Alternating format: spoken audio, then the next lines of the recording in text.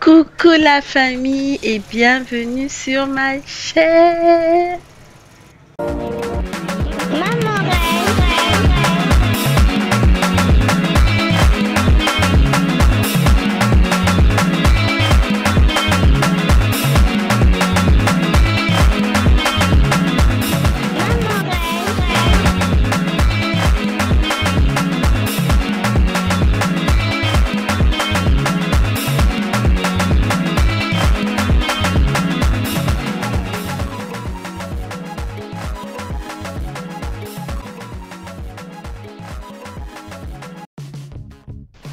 Voilà la famille, je vous souhaite à nouveau la bienvenue sur ma chaîne. Aujourd'hui, je reviens avec une recette de cuisine. Je vais vous partager le célèbre plat du thieboudienne. Vraiment, les Sénégalais qui passaient par ici, j'espère que lorsque vous allez voir la vidéo, vous vous sentirez honoré. Le but n'est vraiment pas de manquer de respect à qui que ce soit ou de m'approprier quoi que ce soit. Le but est vraiment, mais vraiment d'honorer ce plat parce que c'est un plat que j'aime tellement manger et que j'aime faire. Donc vraiment, je voulais le mettre en valeur. J'espère que vous voyez la vie comme moi.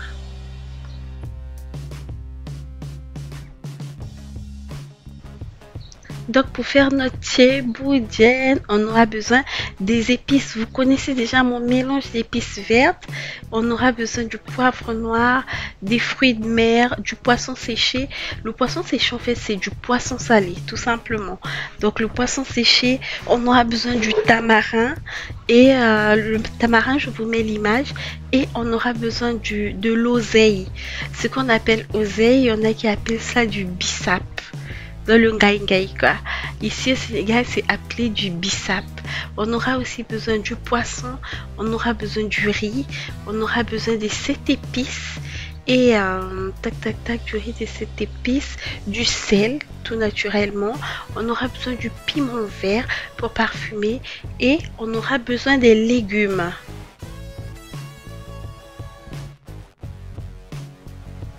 Parmi les légumes, on aura besoin de la carotte, de la tubercule ou encore appelé le manioc, de la patate douce. On aura besoin du chou, de l'aubergine violette et puis de l'aubergine locale, donc l'aubergine traditionnelle africaine, l'aubergine amère là. On en aura également besoin. On aura besoin de quelques piments. Des piments verts pour le parfum. Comme vous savez, je mange pas de piment. On aura aussi besoin de la tomate fraîche et du gombo. Et puis, on aura besoin d'une épice appelée netetou. Je vous en avais déjà parlé dans cette vidéo. Je ne sais pas comment on appelle ça en français. Je chercherai et je vous mettrai comme d'habitude. Vraiment, je chercherai. Donc, on va également mettre du netetou. Et là, je vais vous partager toutes les étapes. Je pense que je vous ai également dit que c'est le poisson. Donc là, on va faire le thiep blanc. Voilà. Il faut savoir que le thiep, c'est un plat qui se fait pas quand on a faim en fait. Le thiep, on le fait quand on a le temps. Déjà, il faut déjà se dire ça avant d'envisager faire le thiep. Ça, c'est une vidéo que j'ai tournée en 1h30, voire 2 heures par là. Et que je vous ai résumé en 23 minutes 45. Donc j'ai accéléré le maximum possible, mais la cuisson de mon thiep, donc depuis le moment où je lave le mortier jusqu'à la cuisson, ça a pris plus d'1h30.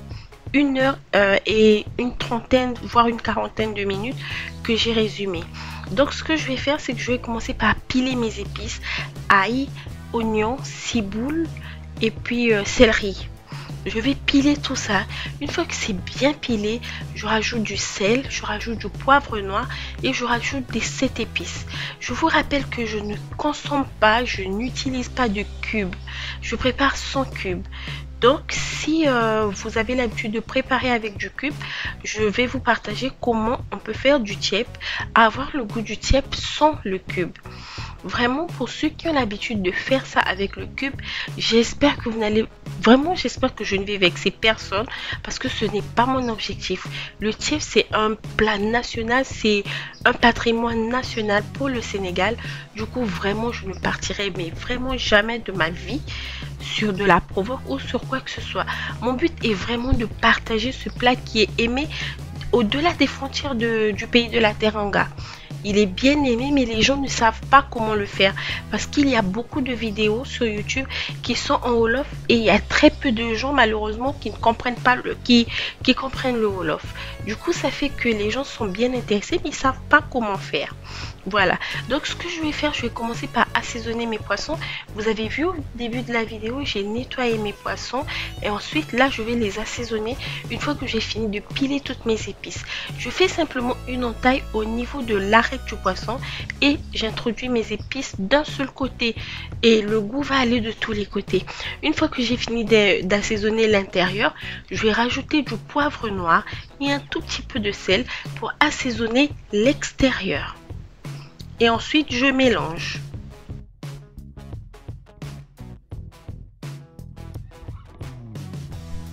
En temps normal, le tchèp, on le fait dans une seule marmite. On frit le poisson, on fait toutes les étapes dans une seule marmite. Moi, je vais faire dans la poêle parce que ma marmite n'a pas la forme réglementaire, s'il faut appeler ça comme ça, n'a pas la bonne forme pour faire le tchèp. Et pendant que ma poêle est en train de chauffer, je vais mettre tous mes différents fruits de mer dans l'eau et également le poisson séché.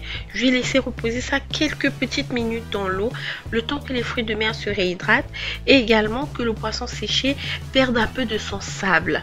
Ensuite, je vais mettre mon poisson à frire.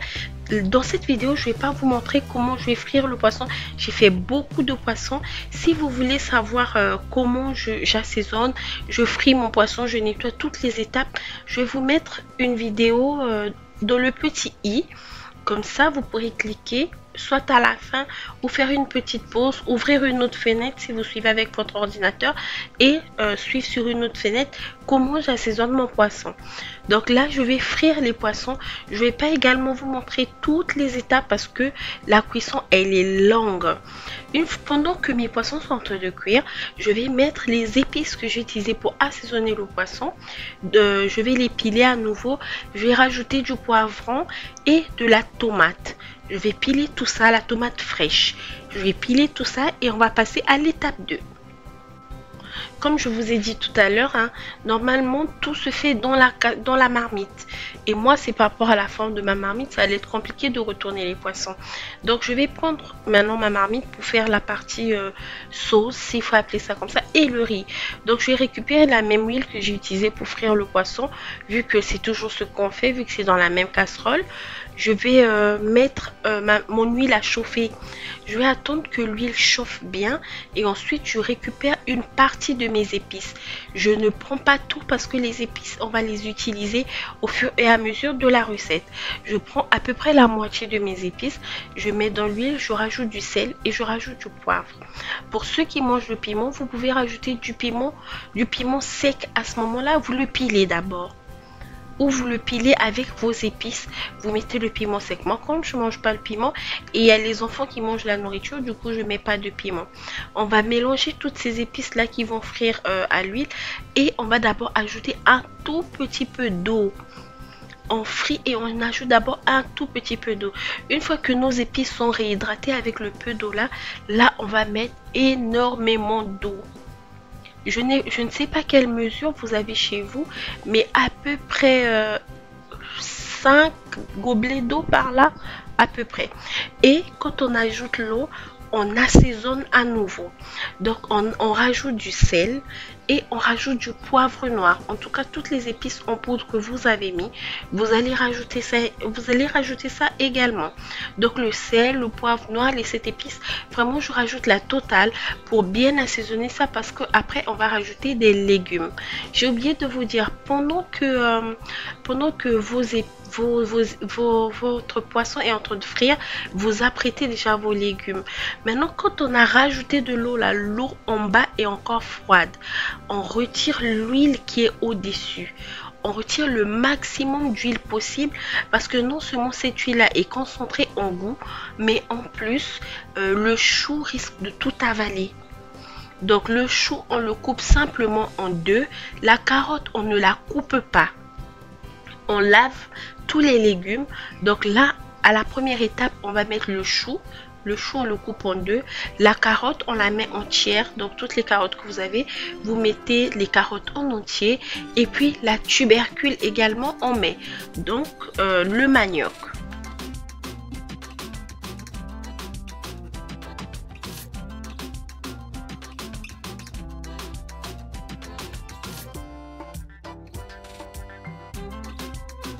Au fait, j'ai oublié, il faut également rajouter l'aubergine locale là.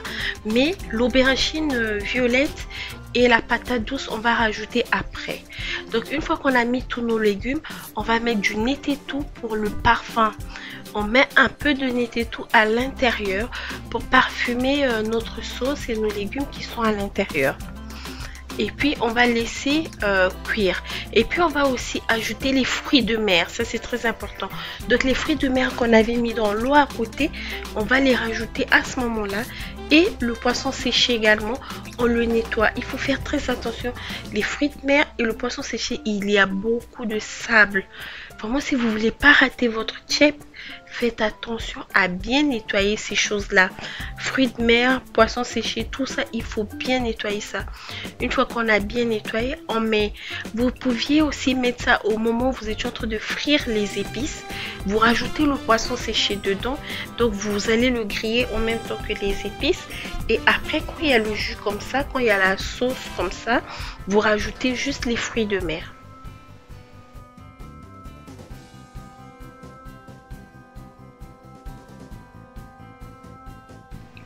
Lorsqu'on fait le tchèp, on ne quitte pas la cuisine. Ça, c'est un conseil vraiment à prendre au sérieux. Il faut pas du tout quitter la cuisine parce qu'il y a beaucoup d'étapes. Là, pendant que ma marmite est là, je suis déjà en train de laver mon riz. Je mets dans le couscoussier et je vais mettre à cuire en même temps que mes légumes. Si vous voulez également la recette, comment je fais, j'apprête mon riz pour mettre sur le couscoussier, tout ça, je vais vous partager ça également. J'avais déjà partagé une vidéo comme ça. Donc je vais mettre mes légumes dans le couscoussier et là je vais positionner le couscoussier. L'autre astuce que je vais faire, c'est que comme dans le couscoussier on met un petit creux au milieu du riz là, je vais prendre les épices que j'ai pilées sans la tomate, toutes les épices vertes là, je vais mélanger avec du nettetou. Je vais mélanger, ça va former une boule et c'est la boule là que je vais mettre au milieu du riz. Je mets ça là où vous voyez le petit puits là. Je mets ce mélange là et en plus parce que ça forme une pâte à un moment. Donc je mets ça au milieu du trou et ensuite je couvre. Je vais laisser cuire. Là, l'étape que vous voyez là, j'ai laissé cuire et j'avais fait une pause à un moment. J'avais oublié de filmer, vraiment je vous présente mes excuses. J'avais retiré le couscoussier et j'ai rajouté les aubergines violettes plus la patate douce. Et j'ai remis le couscoussier au-dessus pour que le riz puisse bien pré-cuire. Donc là, notre riz est déjà pré-cuit. Comment on sait que le riz est pré-cuit? On remarque que le riz, c'est comme s'il est sec en fait. Sachant qu'on l'avait déjà lavé, il est presque sec, s'il faut dire ça comme ça. En tout cas, moi, c'est comme ça que je sais. Et puis, comme je vous ai dit tout à l'heure, les épices, on les utilise au fur et à mesure. Donc là, on va assaisonner à nouveau le plat. Ce que vous avez vu, ce sont les épices, c'est le jus des épices qu'il y avait dans le mortier que j'ai versé. Et ensuite, on va rajouter le poisson frit dans notre casserole. Sachant que le riz, on le réserve à côté. Hein. Là, on rajoute le poisson frit pour le réhydrater. Ici, quand on frit le poisson, il est sec. Hein. Il est sec. Quand on frit le poisson pour le tchèp, il doit être presque sec. Il ne doit pas être mou en fait. Il doit être sec. Comme ça, quand on le remet dans la casserole pour le réhydrater, il n'est pas trop mou.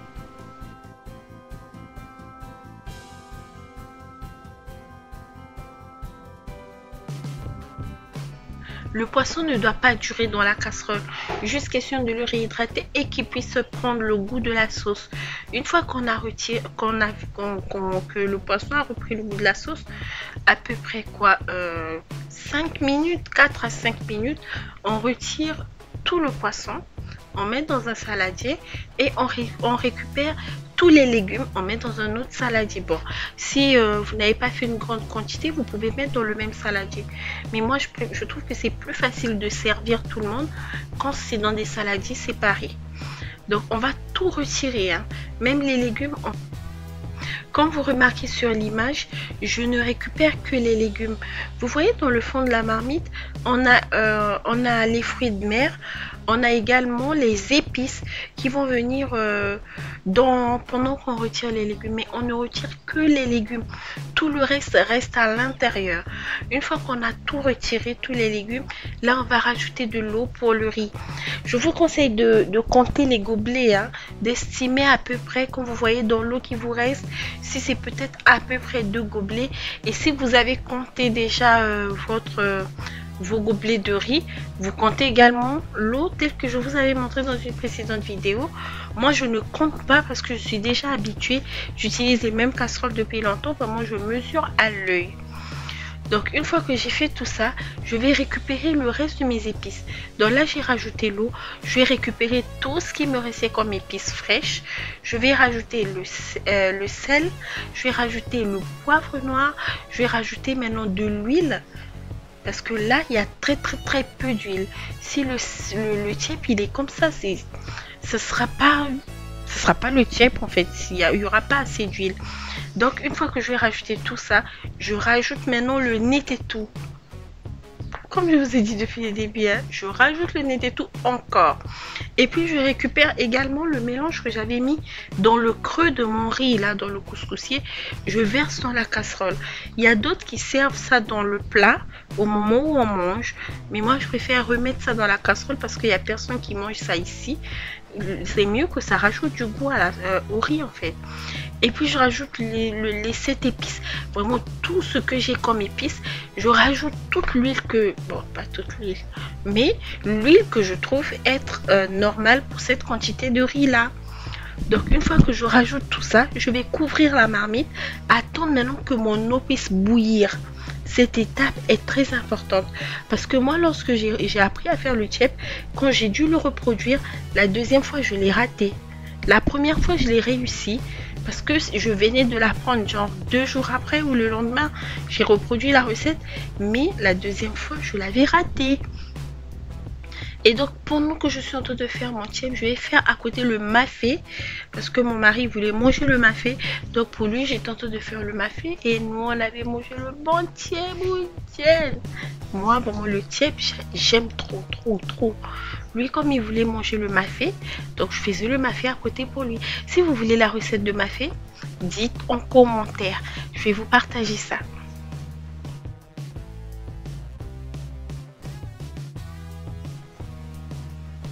Donc là, on peut constater que mon eau a bouilli.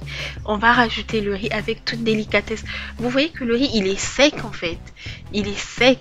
Donc là, il va vite cuire. Donc, on va le mettre à feu vif. Comme vous regardez, vous voyez que il y a à peine plus d'eau que de riz. Mais c'est vraiment à peine quoi. Il n'y a pas beaucoup plus d'eau. Et même là, la quantité d'eau qu'il y a, je retire 2 cuillères à peu près, 2 ou 3 cuillères à peu près. On fait attention de ne pas retirer l'huile. Parce que cette huile, on en a besoin pour notre riz. Donc, on va laisser à feu vif.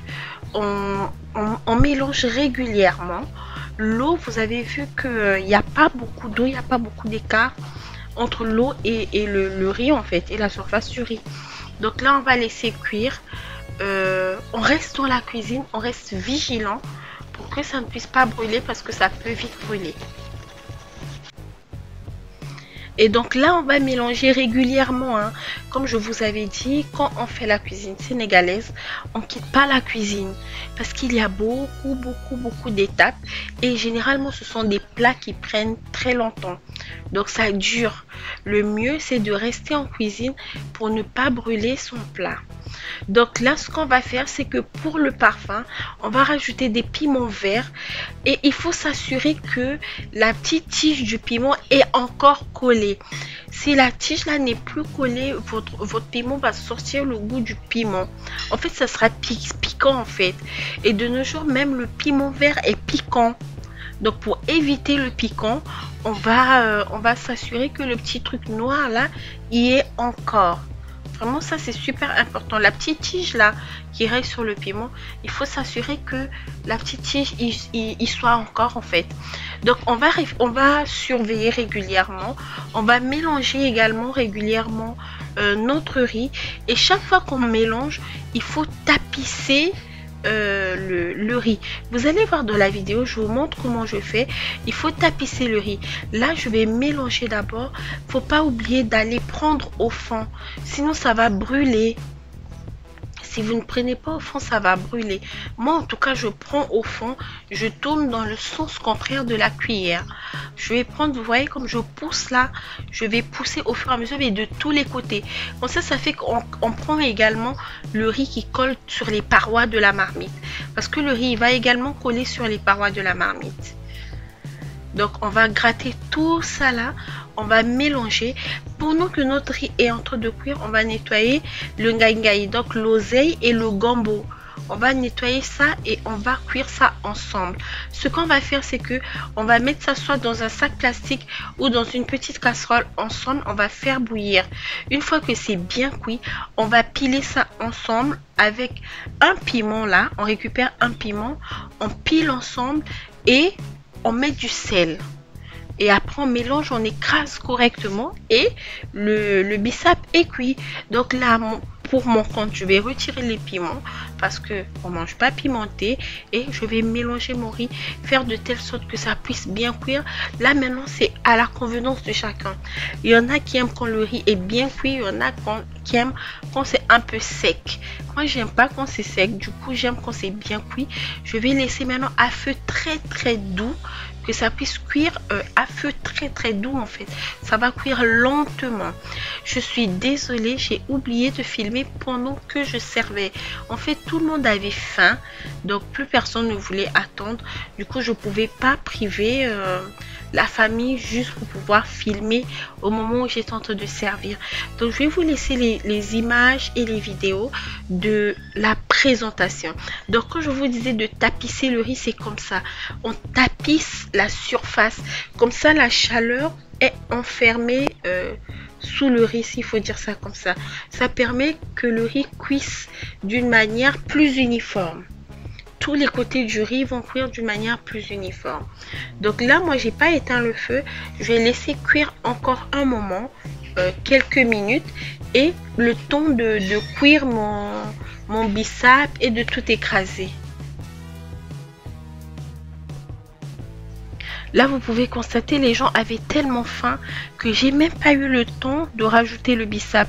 J'ai juste rajouté le darar là, donc le tamarin.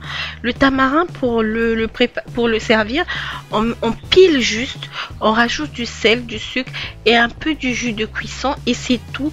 On rajoute dans l'assiette. Vraiment, j'espère que vous avez aimé la vidéo et n'hésitez pas à vous abonner, à liker et à partager. Je vous fais de gros bisous et rendez-vous à la semaine prochaine. Bye!